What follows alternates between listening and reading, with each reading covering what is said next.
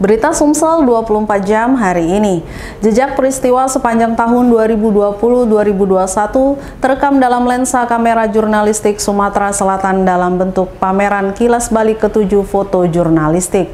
Mengusung tema adaptasi, pameran foto jurnalistik digelar di OP Mall Banyuasin, Sumatera Selatan selama 3 hari dari tanggal 18 sampai tanggal 20 Februari 2022. Akhir pekan ini, pengunjung OP Mall dimanjakan dengan eksibisi ratusan foto karya terbaik dari pewarta foto Indonesia Palembang yang dipamerkan dalam pameran kilas balik ke-7 foto jurnalistik tahun 2020 sampai 2021. Usai pembukaan acara Jumat siang tadi, Ketua Panitia Pelaksana Kilas Balik Pameran Foto Jurnalistik tahun 2020-2021, Sigit Prasetya menyebutkan tak kurang 170 karya PFI Palembang yang ditampilkan dari 24 pewarta foto media cetak dan online, dan juga turut bergabung pewarta Bangka Belitung serta foto citizen jurnalistik hadir memberikan warna baru Kilas Balik agenda tahunan kedua di masa pandemi ini. Kegiatan ini selama 3 hari, mulai dari hari ini tanggal 18 Februari sampai ke hari Minggu 20 Februari 2022. Selama kegiatan ini ada lomba foto on the spot, dan hari kedua besok ada obrolan santai dengan tema fotografi di era digital dan dengan pemateri Kak Musaful Imam. Ada berapa kategori di pameran ini? Ada dua kategori, tunggal dan story. Untuk seluruh foto dipamerkan ada berapa nih? Sebenarnya ada yang masuk banyak, hampir ribuan, 1000 lebih. Namun secara dikurasi lagi ada 170 foto tunggal dan 10 foto story yang dipamerkan di Kilas Balik 2020-2021 ini. Ketua Pewarta Foto Indonesia Palembang Muhammad Hatta menambahkan, pameran tahun ini bertemakan adaptasi di masa pandemi COVID-19. Kilas Balik tahun sebelumnya masuk di masa pandemi, foto-foto COVID-19 menjadi pilihan hingga saat ini. Di kesempatan yang sama, Gubernur Sumsel Herman Deru diwakili Gadis Kominfo Sumsel Ahmad Rizwan menyampaikan apresiasi setinggi-tingginya kepada PFI Palembang atas karya terbaik terekam dalam agenda pemerintah pada sebuah peristiwa yang terangkum menjadi satu wadah media foto. Ekonomi kreatif menjadikan faktor utama, salah satunya dalam meningkatkan dunia usaha bidang fotografi dan perfilman. Menyampaikan pesan dalam bentuk foto ditampilkan menjadi pameran suatu momentum, memberikan pesan tersendiri dalam mengartikan sebuah karya. Alhamdulillah momentum saat ini sangat tepat untuk mengisi kekosongan kegiatan selama ini, dan ini munculkan ide-ide baru bagi ekonomi kreatif. Dan alhamdulillah Pak Gubernur Sumatera Selatan Pak Herman Deru sangat mendukung kegiatan ini.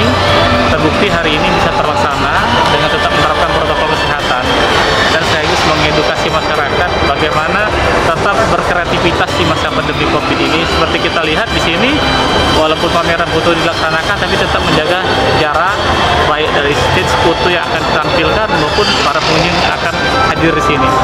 Mengabadikan momen menjadi bagian dari pelaku sejarah yang tak akan terhalang, menjadi potensi ilmu fotografer dapat dikembangkan lebih maju dan dapat membantu bekerja sama pemerintah Sumsel yang dalam agenda tahun 2022 akan terdapat 2 event di bidang olahraga rekreasi dan tuan rumah sepak bola dunia U20 di Sumsel. Reporter Betanika Susmanda, juru kamera Al-Hadi Parit, palpres.com. Pemirsa, seorang ibu meminta maaf kepada Wali Kota Palembang Harno Joyo karena telah menuduhnya pencitraan terkait program subuh berjamaah. Ungkapan maaf disampaikan langsung oleh ibu bernama Heni itu kepada Wali Kota Palembang usai sang Wali Kota melaksanakan sholat subuh berjamaah di Masjid An-Nur di Gria Mitra 1, Kecamatan Ilir Barat 1 yang berada dekat rumahnya. Harno Joyo hanya tersenyum saat melihat warganya meminta maaf. Ia bisa memaklumi prasangka buruk si ibu.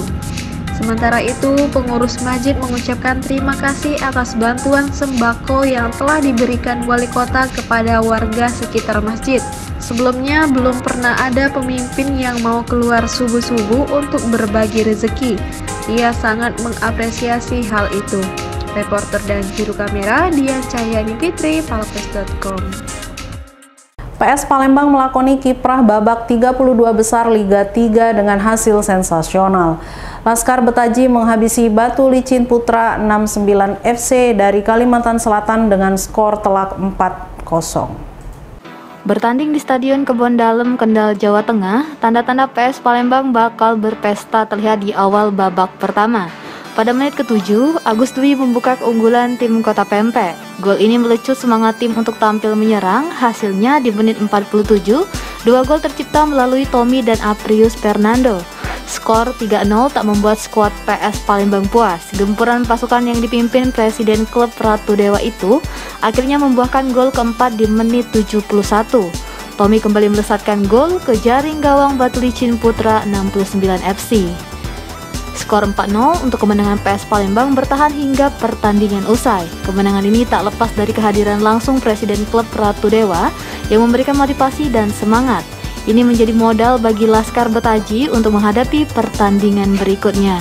Manajer tim Indra Wayang Sistiono mengucapkan terima kasih kepada masyarakat Kota Palembang yang telah memberikan doa dan dukungannya pada pertandingan ini. Ia berharap di pertandingan berikutnya, PS Palembang bisa terus memberikan hasil terbaik dan membanggakan masyarakat Kota Palembang. Mengikuti jejak senior, skuad PS Palembang U15 pun meraih hasil positif. Di lapangan atletik luar Jakabaring Palembang, PS Palembang U15 meraih kemenangan di babak 8 besar grup C Piala Walikota atas SONS Sumsel dengan skor 2-0. 2 gol tercipta, salah satunya melalui titik penalti di menit 30 dan menit ke-45 oleh Mahesa Ivanka dan Lucky Meilandri.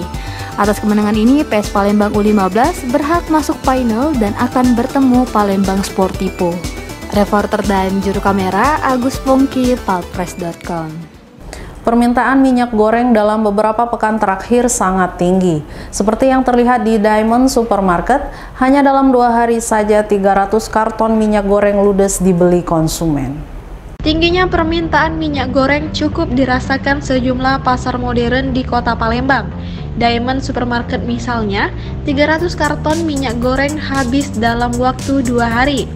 Selain permintaan yang tinggi, ketersediaan minyak goreng juga dibatasi distributor.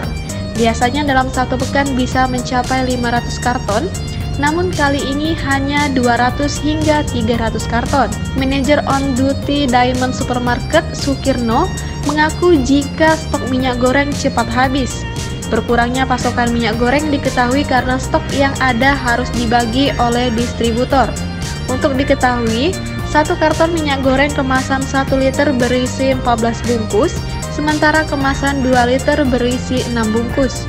Soal harga, supermarket yang berada di Jalan Petran ini mematok sesuai dengan instruksi pemerintah, yakni Rp14.000 untuk kemasan 1 liter dan 2 liter dijual seharga Rp28.000. Ya, kondisi sekarang ini begini, jadi kadang-kadang kita sih sebenarnya selalu ready ya. Tapi saat sekarang minggu ini terus terang aja ya kita kadang-kadang ada, kadang-kadang tapi banyak kan sih ada terus setiap hari. Cuman bedanya ya kita batasin buat konsumen aja. Jadi konsumen kita batasin per konsumen itu 1-2 liter. Khusus yang 1 liter dapat 2, khusus yang 2 liter dapat 1 konsumen. Jadi minyak di sini semua rata sama harga ya. Mau Moli, mau Sanko, mau Hilma, mau apa segala macam. Kecuali minyak kelapa ya. Kalau minyak kelapa itu beda-beda, itu minyak jagung harganya beda-beda. Reporter dan juru kamera Ella Sulistiana, palpres.com. Berita terakhir Sumsel 24 jam hari ini. Duel berdarah terjadi di Jalan Nazom Nahrawi, Kecamatan Sekayu. Hanya karena sengketa batas tanah, Agung Lestari membacok seorang kakek bernama Basaria hingga meninggal dunia. Jasad Basaria terbujur kaku tepat di bibir Jalan Nazom Nahrawi, Sekayu, tepat di mulut, kemudian leher kiri bawah ketiak, sebelah kanan dan dada terdapat luka bacok. Warga yang mengetahui hal tersebut langsung melapor ke Polres Musi Banyuasin dan langsung dipasang garis polisi oleh anggota.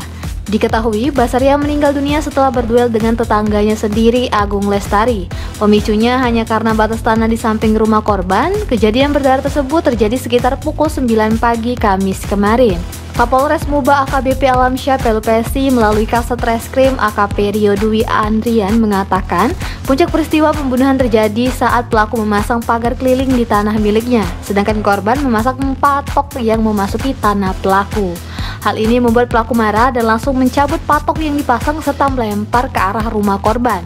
Akibatnya terjadi keributan antara pelaku dan korban.